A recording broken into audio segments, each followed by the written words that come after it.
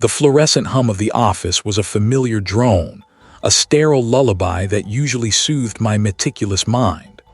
I sat hunched over my monitor, the cool plastic of the mouse a smooth pebble beneath my palm, the scent of recycled paper and stale coffee clinging to the air like a second skin. Outside, the city's breath fogged the high windows, but inside my world was a grid of numbers, a labyrinth of ledgers. I was Thomas and my craft was precision. Today, however, the familiar rhythm of audit was beginning to falter. A high-profile client file, thick with digital entries, scrolled beneath my gaze. I traced the pathways of their wealth, a vast, intricate network of transactions. My eyes, trained to spot the merest tremor in the financial fabric, lingered on a series of outgoing transfers. They were small, almost negligible in the grand scheme of the client's colossal balance sheets, yet a discordant note buzzed at the back of my mind. It was a faint whisper, barely audible over the office drone, but it was there. I clicked deeper, following the thread. The initial transfers were unremarkable, routed through seemingly legitimate if obscure shell corporations, but the receiving entities, they were a puzzle. Their names were boilerplate, their digital footprints faint, almost deliberately erased. My fingers danced across the keyboard, a silent ballet of keystrokes, pulling up cross-references, checking company registries. The numbers themselves weren't wrong, not precisely. They balanced. But the story they told, the subtle narrative of their movement, felt off. My gut tightened, a faint nausea twisting through me. This wasn't a simple typo, a misplaced decimal. This was something else. The air conditioning hummed, a low growl that did little to dispel the sudden chill that snaked up my spine. On my secondary monitor, a screensaver flickered, an old photograph I'd taken years ago. A faded ghost town, Route 66, population sign says welcome sign, bleached by desert sun, standing sentinel over empty asphalt. It was a stark, quiet contrast to the vibrant, deceptive flow of digits before me. I pushed the image from my mind, focusing back on the glowing spreadsheet. The transactions were recurring, a pattern emerging from the data like a hidden image in a magic eye puzzle. Small sums, always just below the threshold that would trigger automatic red flags, funneling out to a network of these same phantom entities. I ran a more sophisticated query, layering filters, stripping away the noise of legitimate commerce. The picture sharpened, becoming disturbingly clear. These weren't isolated incidents. They were a carefully orchestrated cascade, a digital river diverted through hidden channels. The sums, individually insignificant, collectively amounted to something substantial. My pulse hammered against my ribs, a frantic drummer announcing an unwelcome truth. I wanted to dismiss it, to find an innocent explanation. Perhaps a new, convoluted tax avoidance scheme. The firm was known for its aggressive strategies, but the sheer opacity, the deliberate obfuscation, it felt wrong. It tasted of something metallic, something dangerous. I pulled up the client's historical data, comparing it to previous years. The pattern was new, emerging only in the last 18 months. Before that, their financial flows were as transparent as any other high-net-worth individual or corporation. This was a recent development, a new, insidious growth. I felt a prickle of sweat at my temples. This couldn't be a mistake. It was too consistent, too well hidden. Someone had gone to great lengths to bury these tracks. My fingers, usually so steady, trembled slightly as I initiated a deeper forensic dive, cross-referencing names, addresses, and corporate registration numbers across international databases. The phantom entities, it turned out, shared a common thread. They were all registered in jurisdictions known for their lax financial oversight, and their listed directors were often shell companies themselves, or individuals with no verifiable public presence. The complexity was breathtaking, the layers of deception meticulously constructed. This wasn't merely tax evasion. This was the architecture of something far more sinister: money laundering.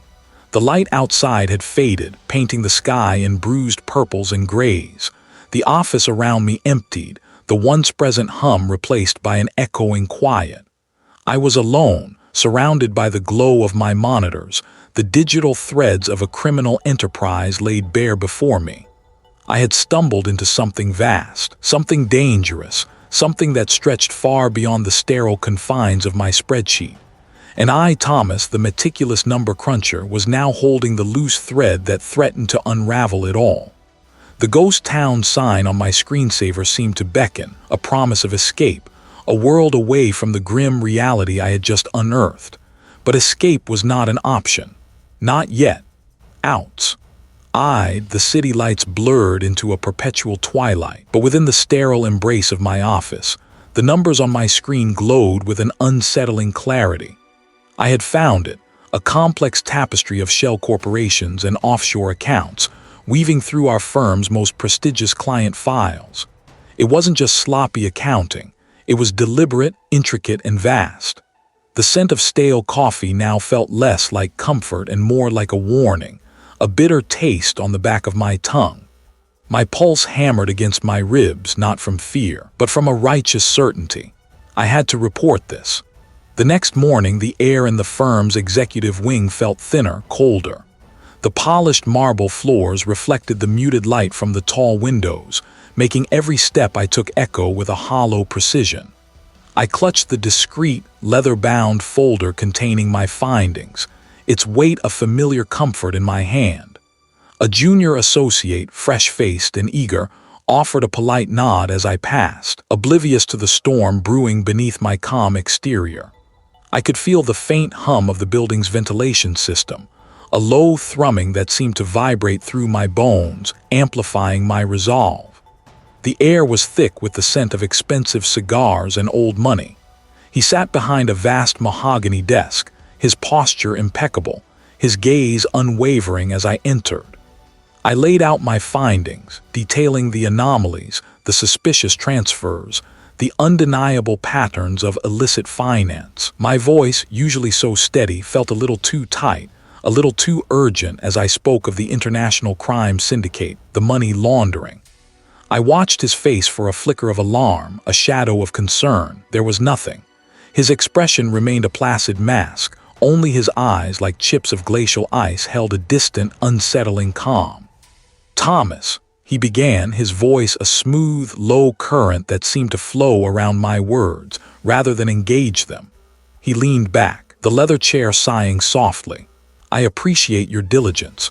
Truly, your eye for detail is unmatched." A pause, heavy and deliberate. But sometimes, Thomas, an overabundance of zeal can lead one down unnecessary paths. He gestured vaguely at my meticulously compiled report. "These are complex international transactions. Nuance is key. What appears to be an irregularity to an untrained eye might simply be creative accounting within legal parameters, of course." The phrase hung in the air, a silken cord tightening around my throat. He picked up a heavy crystal paperweight, turning it slowly in his fingers, the facets catching the light. "Our firm, Thomas, thrives on trust, on discretion, on maintaining the delicate balance of our relationships. To suggest impropriety based on what might be a misinterpretation of intricate financial instruments could have far-reaching consequences. This wasn't dismissal, it was a warning." I left his office, the heavy door closing behind me with a soft, final thud. He hadn't just downplayed my findings, he had dismissed them with a casual authority that hinted at a deeper complicity. The realization settled in my gut like a stone. This wasn't an isolated incident that had slipped past a negligent eye. This was systemic. The corruption wasn't just within the firm, it was the firm, at least at its highest echelons. Ice flooded my veins. The city, with its ceaseless rush, felt suffocating. I needed airspace, a place where the pervasive scent of deceit couldn't cling to every surface. I drove, the engine's rumble a hypnotic drone, the passing landscape a blur of greens and browns. The sun dipped below the horizon, painting the sky in bruised purples and oranges, as I veered off the main highway, following a faded sign. Then, in the encroaching gloom, it appeared. A weathered, leaning sign, its faded paint peeling like sunburnt skin. I cut the engine, plunging the world into a sudden, profound quiet. The city lights, once a comforting blur, now felt like 1,000 eyes watching me.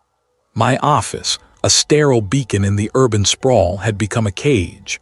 The numbers, those cold, hard truths, burned behind my eyes. I had glimpsed the intricate web, a monstrous thing woven from shell corporations and ghost accounts, tethered to the very firm I called my professional home. Reporting it internally had yielded only ice and veiled warnings, a silence that pressed like cotton in my ears. So I walked out into the cool night, a singular resolve hardening in my gut. My path had veered. I would dig deeper alone. My first act was a quiet rebellion. A small, nondescript electronics shop, smelling faintly of plastic and ozone, became my clandestine outfitter. An anonymous email account, crafted with care in the hushed glow of my personal laptop, became my digital sanctuary. I could not risk a single trace leading back to me, to Thomas, the meticulous forensic accountant. The hum of my laptop became the soundtrack to my stolen nights, the taste of lukewarm coffee a constant companion. The initial threads were brittle, easily dismissed by anyone not looking for patterns.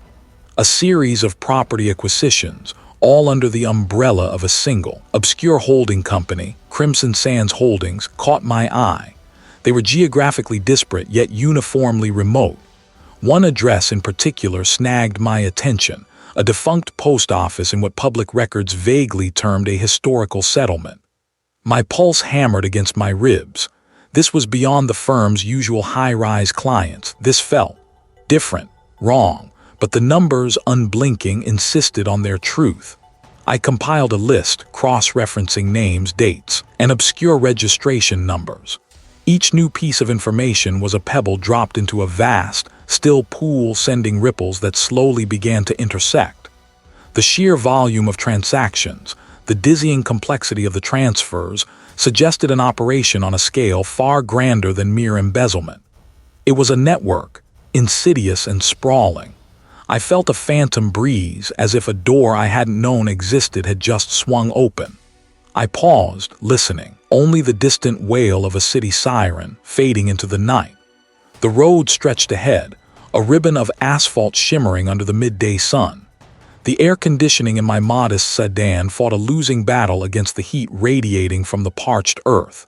Hours melted into the rearview mirror, cityscapes giving way to endless fields, then to scrub brush and red rock.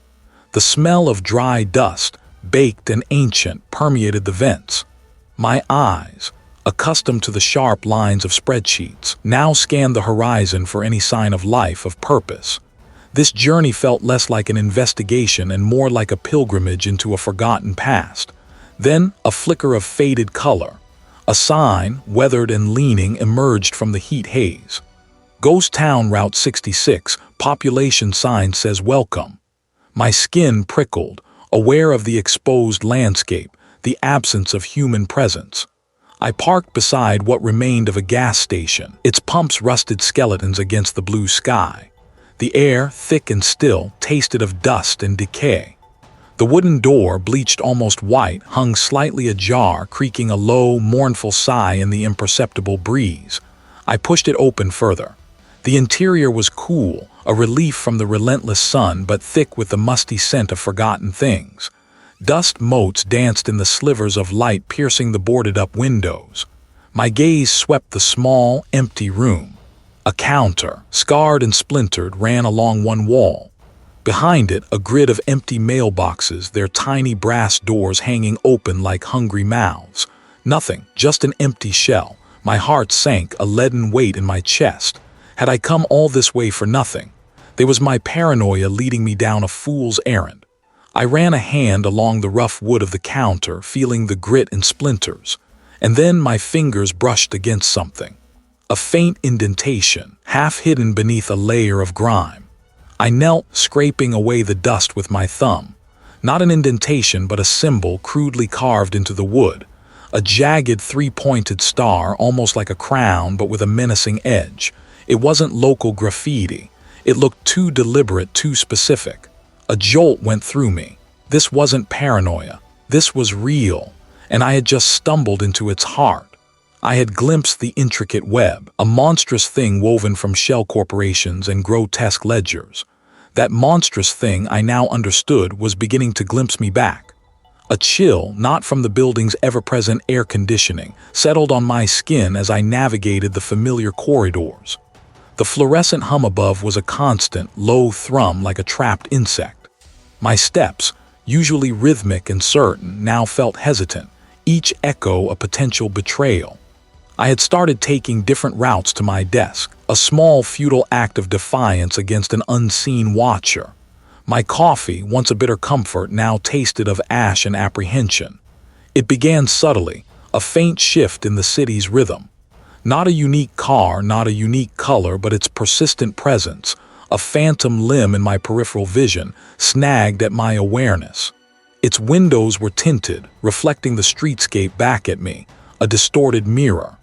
I checked my rearview mirror obsessively, the chrome frame growing hot under my gaze, my grip tight against the steering wheel. Was it the same driver? I couldn't be sure, the sun glinting off the glass too bright, too intentionally obscuring.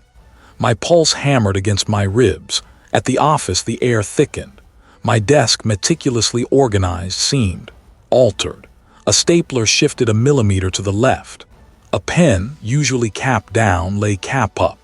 Tiny, insignificant details that screamed at my forensic eye. I ran my fingers over the smooth, cool plastic of my keyboard, the keys feeling alien beneath my touch. Had someone been here? Had they been through my things? A colleague, the senior partner's assistant, offered a smile that didn't quite reach his eyes. "Working late again, Thomas," he'd murmured, his voice a low rustle of silk. "I really should take a break. Fresh air does wonders for the mind." The words were innocuous, yet they hung in the air, heavy and laced with something I couldn't quite decipher. A warning, a veiled threat. My throat tightened, a metallic fear coating my tongue.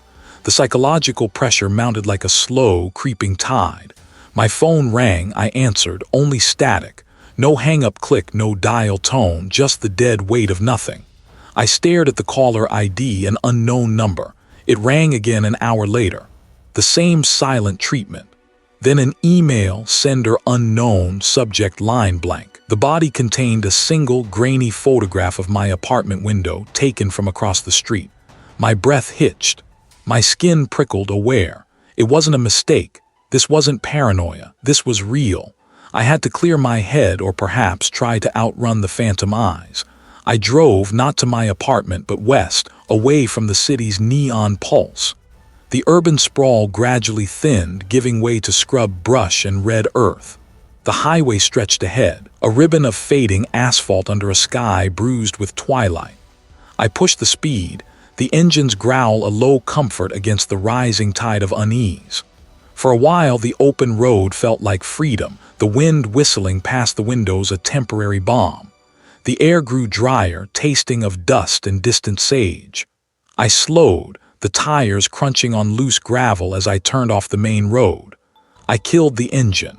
I stepped out, my boots sinking slightly into the fine, gritty dust. I walked among the ruins, past a collapsed general store, a saloon with its swinging doors long gone. This desolation, I thought, was a mirror to my own unraveling. This was a place forgotten, a place where secrets could be buried. But then a flash. A glint of chrome from behind the skeletal remains of an old diner across the dusty street. The same one. They had found me even here. In this forgotten place, where the only welcome was from a faded sign, the eyes were still watching. My sanctuary, however brief, was breached. I had doubted myself, questioned my sanity, but the proof was undeniable, stark against the canvas of the dying day. The city's concrete heart still beat beneath my skin, even miles out on the cracked asphalt ribbon of Route 66. My wife, bless her steady spirit, had suggested an escape, a breath of dust and quiet. Our daughter, a whirlwind of sun-drenched energy, had agreed with an enthusiastic squeal. I had driven, my hands gripping the wheel. The hum of the tires on the worn road a dull counterpoint to the frantic rhythm of my thoughts. The numbers, those damning figures, still spun behind my eyes. A silent, relentless accusation. Every shadow held a watcher, every unexpected glint in the rearview mirror a threat. I knew it was paranoia, but knowledge rarely quelled the instinct. We had journeyed far enough that the air changed, growing thin and dry, carrying the scent of baked earth and forgotten metal. The landscape stretched, vast and indifferent, punctuated by skeletal saguaro and the occasional rusted husk of a forgotten dream. My wife pointed, her voice a gentle suggestion to a turn-off, a promise of stillness. We pulled onto a gravel path, the stones crunching under the tires like dry bones. Ahead, tilting slightly, stood a weathered sign, its paint faded but the words still legible. Ghost Town, Route 66, population sign says welcome. My daughter, unburdened by the world's shadowed calculus, burst from the backseat. She darted towards the sign, her small legs a blur against the ochre dust. My wife followed, a quiet grace in her steps, her hand reaching out to steady our daughter. I watched them, a pang of fierce, protective love twisting in my chest. The sun beat down, a benevolent weight on my shoulders. Then my wife's posture stiffened. Her hand, which had been reaching for our daughter, dropped. She didn't call out, didn't scream. She simply froze, her gaze fixed on something near the base of the sign. My daughter, oblivious, bent to examine a particularly interesting pebble. My stomach clenched while rising to coat my tongue with a bitter metallic taste. I moved, not running, but a swift, deliberate stride.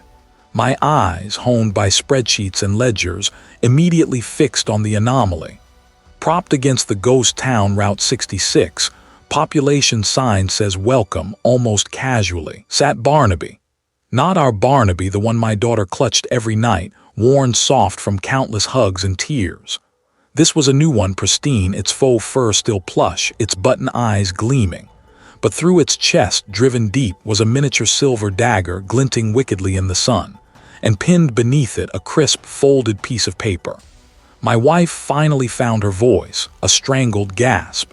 He snatched our daughter, pulling his back, shielding his eyes with a desperate urgency. Thomas, what? His voice trembled, a delicate thing threatening to shatter. My gaze was locked on the note. My fingers, steady despite the ice flooding my veins, plucked it from the bear's chest. The paper was stiff, expensive stock. The message, printed in a precise, blocky font, was stark. The numbers always add up, Thomas. This time, so will the cost. The words seemed to burn, searing themselves onto my retinas. They were a direct hit, aimed not at my ledger, but at the very core of my existence. This was no longer a game of abstract figures and corporate malpractice. The scent of dust and dry air suddenly felt heavy, cloying like a shroud. The sun's warmth turned to a searing heat, a brand against my skin. My daughter, sensing the shift in the air, the sudden, sharp tension, began to whimper, tugging at my wife's skirt. My wife held her tighter, her eyes wide, searching mine for answers I couldn't give, for reassurance I no longer possessed.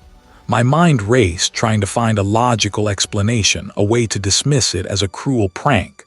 But the precision of the message, the unsettling symbolism of the bear, the desolate location, it all converged into a single, undeniable truth. They knew, they watched, and they were willing to cross every line. I crumpled the note in my fist, the sharp edges digging into my palm. The tiny dagger in Barnaby's chest felt like a stake through my own heart. The illusion of safety, the thin veneer of protection I had tried to maintain around my family, shattered like brittle glass. I had been an accountant, a meticulous observer of financial currents. Now I was something else entirely, a target and a defender. The quiet man who balanced books was gone, replaced by a fierce, unyielding resolve. They had shown me their hand. Now I would show them mine. The ghost town Route 66, population sign says welcome, watched our hurried departure, a silent, knowing sentinel. I gripped the steering wheel, gripped tight. The numbers would add up, and the cost, I vowed, would be theirs. The words still etched themselves onto the backs of my eyes, a molten brand. Not numbers, not figures, but a promise of violation, a shadow reaching into the brightest corner of my existence. My office, once a sanctuary of ordered columns and predictable logic, now felt like a cage. The polished wood of my desk, the hum of the server racks, they offered no comfort, only amplified the suffocating silence of my isolation. I paced the confines of my small apartment. The city lights a distant, indifferent glow beyond the window. My pulse hammered against my ribs, a frantic drummer demanding attention. Ice flooded my veins each time a car passed slowly on the street below. I could not fight this alone. The realization settled in my gut, a heavy, bitter stone. My mind snagged on a name, a ghost from the digital ether, a journalist, not just any but the investigative journalist, known for tearing down walls, for exposing the rot beneath the veneer of respectability. Their articles, sharp as glass shards, often left a trail of ruined reputations and public outrage. I had followed their work for years, admiring the relentless pursuit of truth, even as I remained safely ensconced in my world of debits and credits. Reaching out felt like stepping off a cliff, but the ground beneath me was already crumbling. My fingers trembled as I navigated the encrypted channels, a labyrinth of proxies and burner accounts. Each click, each keystroke was a commitment, a point of no return. I drafted a message, terse and cryptic, hinting at a financial conspiracy so vast it threatened to unravel more than just balance sheets. I attached a single, anonymized document, a fragment of the coded ledger, stripped of identifying markers, yet potent enough to pique a true seeker's interest. The air in the room grew heavy, tasting of ozone and fear. I pressed send. The screen flashed, then went blank. The waiting began. 2 days crawled by, each second stretched, elastic under the weight of my anticipation. My coffee tasted like ash. Then a reply, a single word, where?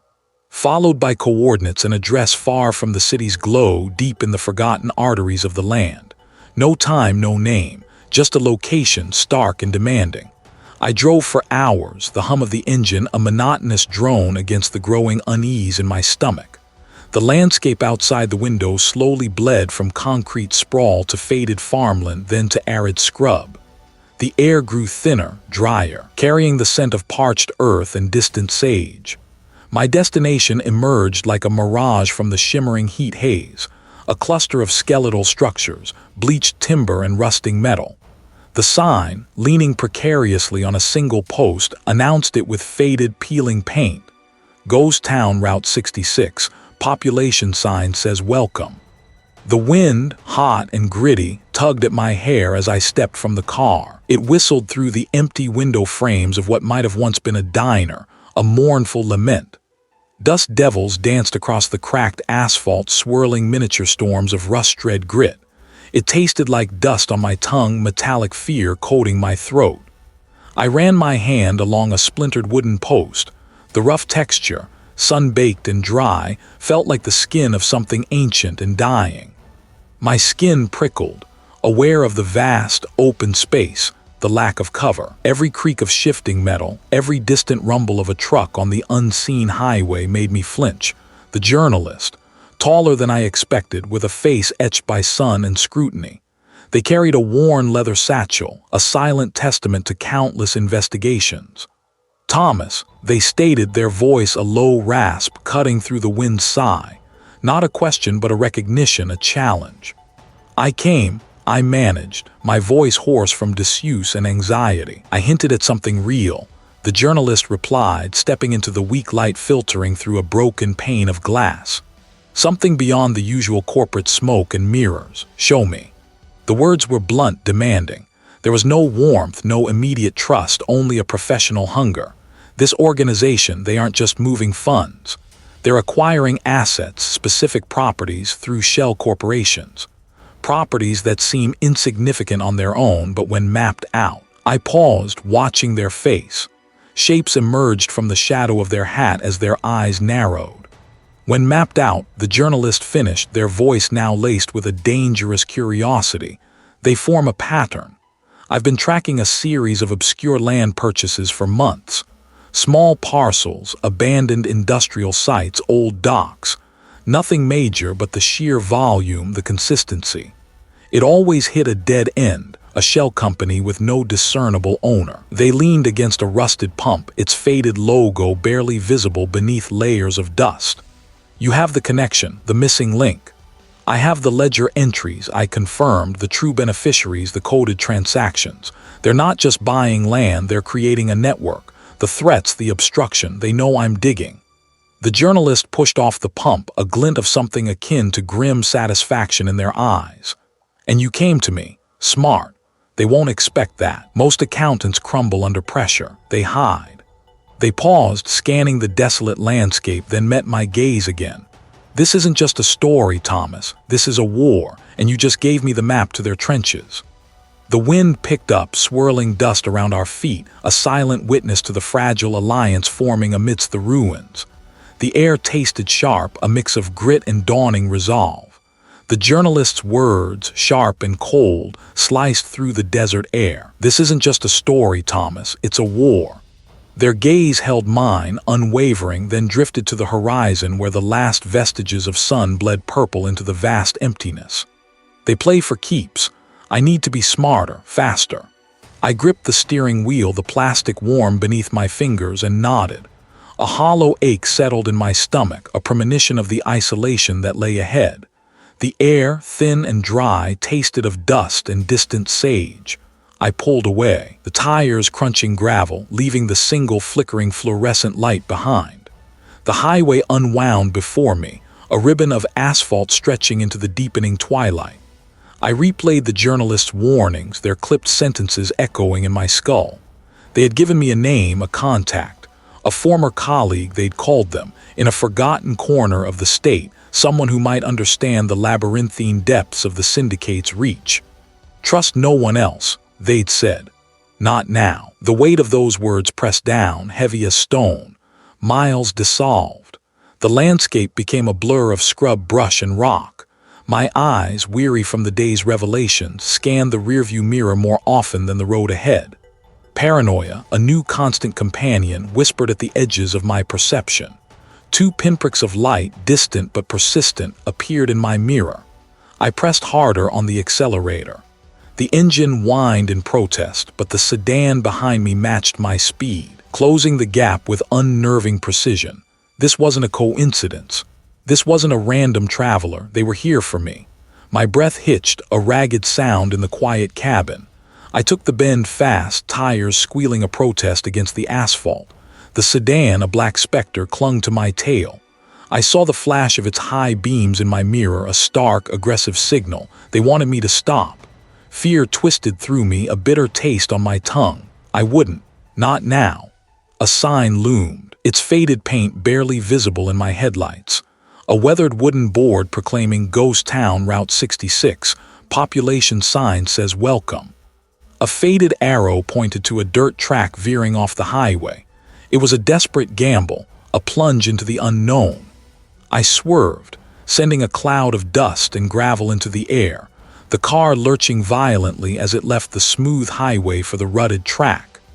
The sedan didn't hesitate, its powerful engine roaring as it followed, headlights cutting through the dust storm I'd created. The track was a nightmare of potholes and loose rock. My suspension groaned, the entire car rattling around me. Through the dust, skeletal structures began to emerge. Abandoned buildings, their windows like vacant eyes, roofs caved in, walls crumbling. The air here was thick with the scent of decay and dry rot, a stark contrast to the clean desert air. I saw the population sign says welcome sign, a rusting relic, half buried in sand, its message mocking the desolation. I slammed the brakes, sending the car into a skid, and wrenched the wheel hard right, aiming for a narrow alleyway between a collapsed general store and what looked like an old saloon. The sedan, caught off guard, overshot the turn, its tires screeching as it fought for purchase on the loose dirt. This was my chance. I bounced over what felt like 100 discarded dreams, the car threatening to come apart around me. The alley opened into a wider, dust-choked street, lined with more decrepit structures. I could hear the sedan reversing, its engine growling closer now. I needed to ditch the car. My fingers fumbled for the door handle, then darted to the glove compartment. The journalist's contact information, scribbled on a napkin, was still there. I grabbed it, my heart a frantic drum against my ribs. I burst from the car, leaving the driver's side door ajar. and sprinted towards the nearest building, a two-story structure with a gaping hole where its front door once stood. I could hear the sedan's engine roar, closer now, and the crunch of its tires on the gravel.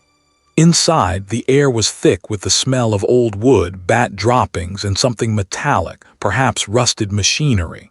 My foot snagged on something unseen, sending me sprawling. A sharp pain shot through my knee. I scrambled to my feet, my hands scraping against rough-hewn floorboards.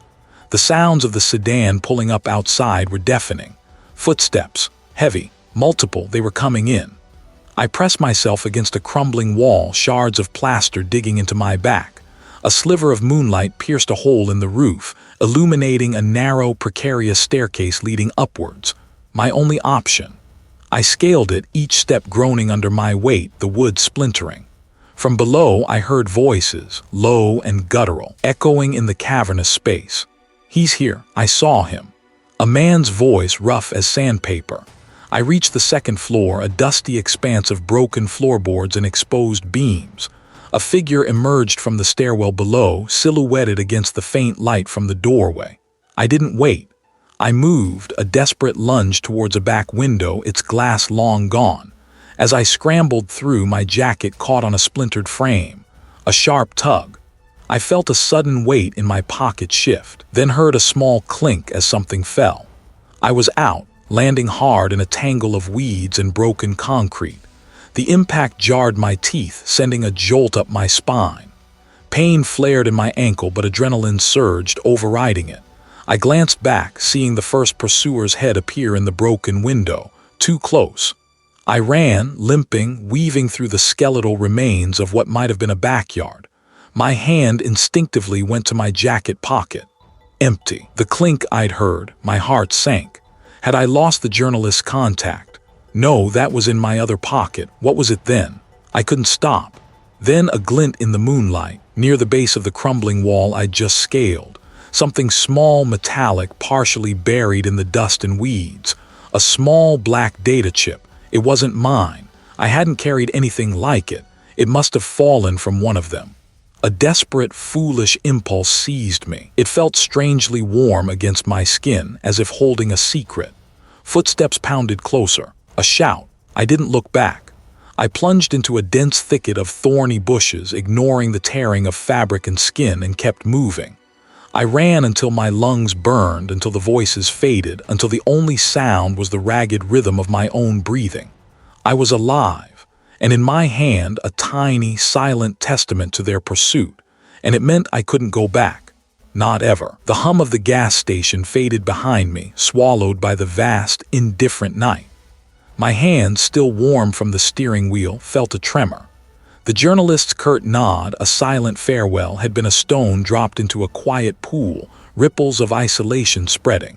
A hollow ache settled in my stomach, a premonition, sharp and metallic on my tongue. I drove, the city lights shrinking in my rearview mirror, a familiar world receding. My phone buzzed, a jarring intrusion into the manufactured calm. The firm's number. My pulse hammered against my ribs, a drumbeat of dread. I answered, my voice a dry rasp. Return to the office. Immediately. No pleasantries, no explanation. The fluorescent lights of the firm's parking garage flickered, casting the concrete pillars in sickly green intervals as I pulled into my usual spot. The air, usually stale with exhaust fumes, seemed to press in, thick with unspoken tension. My footsteps echoed too loudly on the polished floor as I walked through the deserted corridors. The late-night silence wasn't peaceful. It was a hungry quiet, waiting. A knot tightened in my gut. The senior partner's office door stood ajar, a sliver of warm, rich light spilling onto the carpet. Inside, the senior partner sat behind his mahogany desk, his face a mask of grim severity. The scent of stale coffee and expensive wood polish hung heavy in the air, cloying and suffocating. "Thomas," the senior partner began, his voice devoid of its usual warmth, "we have uncovered some disturbing irregularities." He pushed a thick dossier across the desk. Its cover, a stark white, bore my name in bold black letters. My eyes struggled to focus on the contents, spreadsheets, email printouts, bank statements. My name repeated over and over next to sums I had never seen, transactions I had never authorized. Embezzlement, corporate espionage. The word swam before me, a cruel, impossible mirage. These funds, the security chief interjected, his voice flat and accusing, were diverted from client accounts, through my systems, my access codes. He gestured to a highlighted column. We also found evidence of I transmitting proprietary data to external, unauthorized parties. My skin prickled, aware. I've been investigating the syndicate. The syndicate. The senior partner scoffed, a short, humorless sound. Thomas, you've been caught. Red-handed, the evidence is irrefutable. He leaned forward, his eyes like chips of ice. Effective immediately, your employment with the firm is terminated, all access revoked. Your personal effects will be couriered to you. You are to leave the premises now. My world tilted. The air left my lungs in a ragged gasp. My vision blurred at the edges. They had twisted everything, made me the criminal. The truth I had painstakingly uncovered, now buried beneath a mountain of lies, used as the very weapon against me. The security chief escorted me out, his hand a heavy, insistent weight on my arm. The few colleagues still working late stared, their faces a mixture of shock and pity, swiftly turning away. I walked past my empty office, the desk where I had spent countless hours, where I had first seen the numbers that would unravel my life.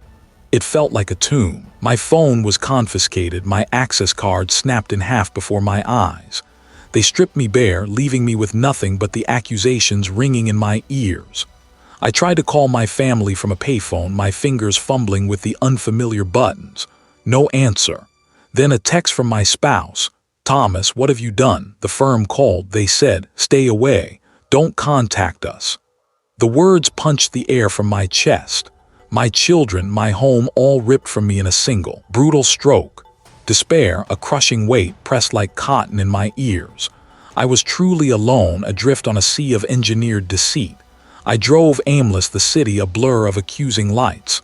The metallic fear coated my tongue, bitter and pervasive. I needed to disappear, to think, to breathe. The highway stretched out, a ribbon of black unwinding into the vast, indifferent desert. Hours passed, marked only by the dwindling fuel gauge and the growing ache in my chest. A sign, weathered and faded, emerged from the gloom. Ghost Town, Route 66, population sign says welcome. I pulled off the asphalt, the tires crunching on loose gravel. Dust, fine as flour, coated everything. Silence descended, heavy and absolute, broken only by the creak of old wood and the rustle of tumbleweeds. My failure, a monument in the desolate landscape, rose before me. They had won. My career, my family, my reputation all gone. My eyes traced the outline of a distant, jagged mesa, its silhouette a stark reminder of the jagged edges of my own ruin. A spark, small and defiant, flickered to life in the embers of my despair. They had taken everything, yes, but they hadn't taken the truth. The numbers, the names, the dates, they were still etched in my mind. The syndicate believed me broken, neutralized. They believed I was finished. They were wrong. I might be ruined, but I was not broken. Not yet.